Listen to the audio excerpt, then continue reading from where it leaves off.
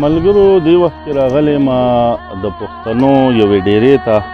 او دغلته کې زموږ یو پښتون ورور ستاسو څه نام دی؟ عمر خان لګیا دی تیاري کوي د کجوري ته به خیږي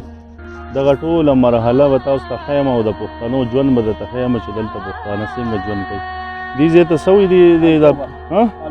التوبه یو علاقه ده په الین کې نه د پوره د باغ شانته چې دې ته څه شی وایي؟ نه دا باغ غونډه کې چې دی ده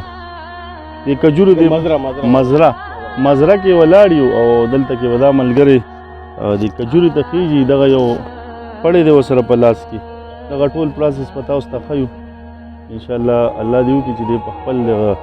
هغې کې کامیاب شي.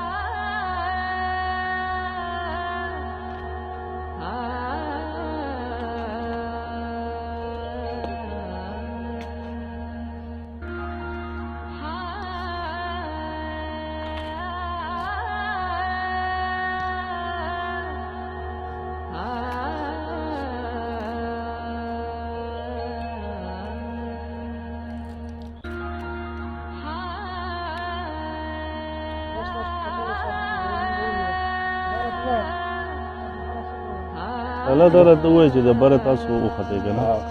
دلته کې د کوم مقصد دپاره بره خیږئ او څه کوئ؟ دې کې جي داسې شی دی دې کې کار ډېر دی چې بره خیږو نو دا وچه پاڼه ترې کټ کوو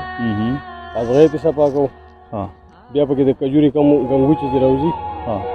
هغه پکې رنګی کوو ګاڼي او بیا پکې نر سره استعمالوو د یوې کجور په یوه سیزن کې 4 کیلو خیږو کجور صحیح او لاندې کوم اوبه ولرکو صحیح ګیا ترې راوباسو کومه وچه کچره چې دا بیا سیټ ته وباسو صحیح او په دې کار ختمېږي نه صحیح او دا راته ووایي چې تنخوا منخوا څه ګزاره کوي؟ تنخوا په دې کجور چې کوم دی 1000-1200 روپۍ تنخوا ده 1000-1200 په دې زیاتېږي نه. ملګرو ته دغه یو خبره ملګرو ته زیاتول غواړم په دې زړو وډو کې دا حاجي صاحب دلته لګیا دی مزدوري کوي خواري کوي. زما د ویډیو مقصد هرګز دا نه دی چې د چا دلزاري پې وشي خو یوه خبره زیاتول غواړم چې لالا سره ما څو شېبې مخکې خبرې وشوې د دوی د بچو باره کې ما خبرې وکړې چېرې تاسو دا بچي دا ستاسو دا سخت دی دا مني چېرې زما والد صاحب دومره په تکلیف کې دی دوی هم دغه خبره کوي چې هغوی ته لکه ښه ورته پته هم ده خو بیا هم هغوی چې کوم دی د خپلې خوښې څیز خوري او که لږه خوا دې خوا خبره پکې راشي وایي یاره دا څیز زه نه خورم. نو برای کرم زما د ویډیو مقصد هم دغه دی چې په دې زړو اډوکو لږ شان رحم وکړئ دغه ستاسو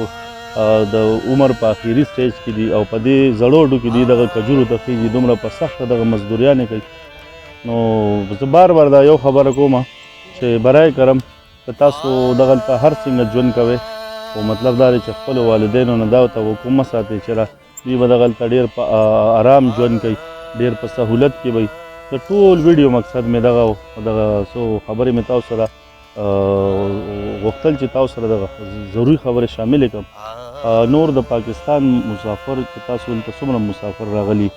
هغوی ته به څه پیغام ورکوئ؟ هغو ته دغه پیغام ورکوو چې هنر زده کړئ تعلیمونه وکړئ نو دغه کار به د کومه ټایم پورې به کوو مونږ دلته چې څومره راغلي پښتانه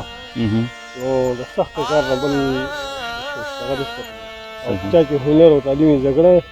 هغو ته ښه ښه پوستونه میلوي ګرځې کې میلوي کولی شي. او دلته څومره وخت نه میشته یې؟ دلته 22 کاله 22 کاله. ملګرو دلته بل مونږ سره یو حاجي صاحب ولاړ دی دوی سره به هم خبرې کوو. حاجي صاحب نامه هم سره؟ زما نوم دی سید غلام. سید غلام. او د کوم ځای اوسېدونکي؟ دیر سرینګل. دیر. ها ها ها او ملګرو ته دغه خبره یادې چې زمونږ یو ډېر غټ مینوال دی پاکستان کې بلال مونږ ډېر زما ډېر غټ فین هم دی دا د زما په خیال چې تاسو د بلال والد صاحب بلال والد صاحب دی بلال وروره که دغه ویډیو ګورئ نو د خپل والد صاحب دغه عمر ته وګوره د دې مطابق ژوند لکه زما والد صاحب په دې عمر کې دغه زمونږ لپاره دومره سختې تېرې دومره خوارۍ زارۍ کوي مزدورۍ کوي په دغه زړو وډوکو امید دی چې دغه ویډیو به ستاسو دپاره یو د عبرت دپاره هم یو ښه ویډیو وي انشاءالله تاسو به عبرت واخلئ او